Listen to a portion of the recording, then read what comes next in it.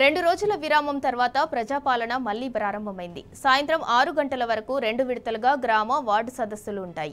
ఇప్పటికే 40,57,952 దరఖాస్తులు రాగా మరో 5 రోజులు ఉండటంతో వాటి సంఖ్య కోటి దాటే అవకాశం కనిపిస్తోంది. రాష్ట్ర వ్యాప్తంగా 3,868 గ్రామాలు, 8,697 మున్సిపల్ వార్డుల్లో సదస్సులు నిర్వహించారు. 6 గ్యారంటీల పథకాలు సహా రేషన్ కార్డుల కోసం భారీగా దరఖాస్తులు వచ్చినట్లు తెలుస్తోంది.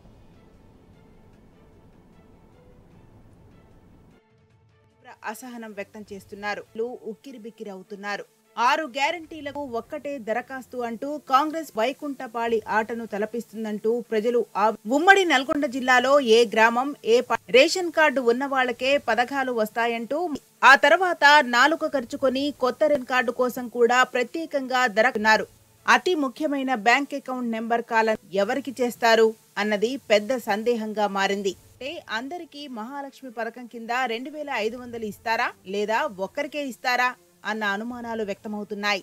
500కే సిలిండర్ అని చెప్పారు. దరఖాస్తులో మాత్రం ఎన్ని సిలిండర్లకు రాయితీ ఇస్తారు అన్నది క్లారిటీ లేదు. శిక్ష కార్డు అడుగుతున్నారు.